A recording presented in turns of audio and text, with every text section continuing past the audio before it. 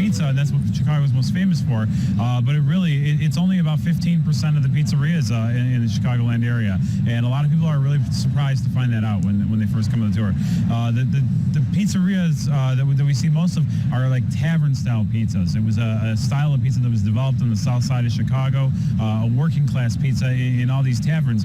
And basically what it was these guys were, they get off their working-class job in the afternoon, they'd head to the local watering hole, and they would, they'd go ahead and have a few drinks, they'd get hungry, leave, go get something to eat. After a while, these bars, they kind of got the idea, well, why don't we start making some pizzas that are a little bit less bread-like, a little bit more cracker-like. We'll set them out on the bars for free and just let people go ahead and eat for free here at the bar. And meanwhile, it keeps them there drinking a little bit longer and so. So the tavern style is really what the base of Chicago pizza. But in the last 20 years or so, we've had this like influx of different pizza styles. Chicago, while we have our two styles, the tavern style and the deep dish, we're very accepting of other styles too. So you got everything from a coal-fired to artisanal, Neapolitan, even New Haven style and Quad City style pizza. So there's just a lot of variety in Chicago. Roughly three different varieties of Tavern. I also, in my mind, think about it as cracker thin, but bar pies kind of go into a slightly different category. So I know a lot of people kind of use some of the same language and think of it as the same thing, but you got to kind of remember where you're from. So I'm going to show you a Chicago cornmeal-based cracker thin. I'm going to show you something that's a little bit more reminiscent of the St. Louis cracker thin. And then I'm going to show you another variety that is also found in the Chicago area, but does not use cornmeal. So there's more than one way to do this, as well as there is a way to kind of multi-purpose doughs for this, but there are certain characteristics that I like to think about. So for me, of course, there are certain types of sauce and cheese that are definitely descriptors of certain regional cracker thins, but for me it's more about texture. It's more about the consistency of the cracker thin. If you walk into a grocery store, is there one type of cracker on a shelf? No. There's lots of different types of cracker-like textures, and so that's kind of what I'm thinking. So Chicago cornmeal cracker, to me, is more like a Ritz cracker, if you're familiar with a Ritz cracker, because of the density, right? So when you bite into it, there's like a slightly buttery feel to it, but it snaps, but there's a density to where it doesn't shatter, right? A saltine cracker snap, right? There's a certain density to it because there's no leavening. There's not a lot of aeration and bubbles inside the dough. So there's two different methods to cracker thins. There's the par bake method, and then the cook from raw directly with sauce and cheese on it. There's pros and cons to both. It all kind of depends on what works for you, what kind of texture you're looking for, end component you're looking for.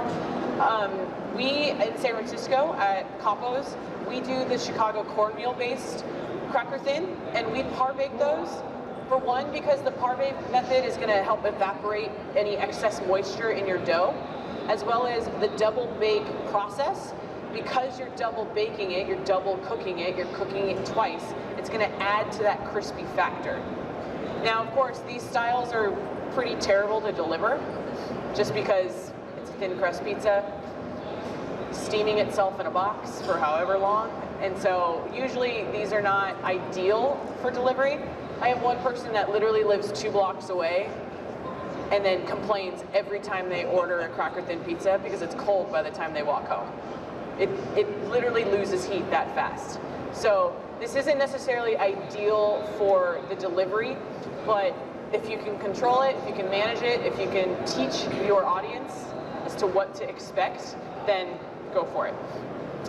The other method, the non-par bake method, is just as great, but because you are baking with sauce and cheese directly on top, you lose a little bit more of the crunch a little bit sooner. So I'm going to start with the Chicago cracker.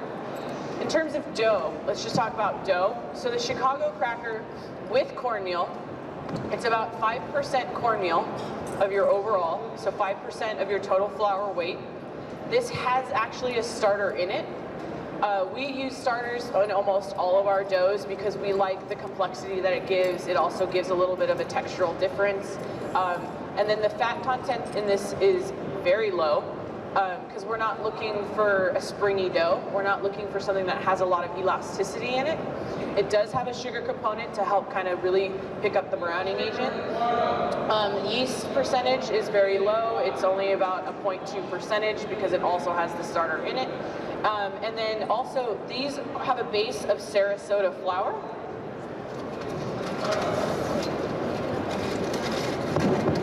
So if you're not familiar, this is Sarasota. This is a very common flour that comes out of Chicago. But the thing that makes this unique in pizza is that this is an all-purpose flour. A lot of times pizza makers are going to tell you never use AP flour because it's meant for baking. It's extremely low protein in terms of pizza, right? Usually the lowest protein content that we work with in most styles of pizza is a 12%, which is more that Neapolitan range. It's one of the factors that lends to the softness of the dough, that pillowy structure, but this is even lower. AP flour is usually around an 11% protein. Bread flour dips even lower than that, but Sarasota is actually a little bit of a higher AP flour, so more into that higher 11% range. So this one is going to lend towards a softer dough, and this is what we use with cornmeal blended into it. So in our operations in San Francisco, we are working with extremely tight spaces. So unfortunately, we do not use sheeters. So this is a Somerset sheeter over here, if you're not familiar.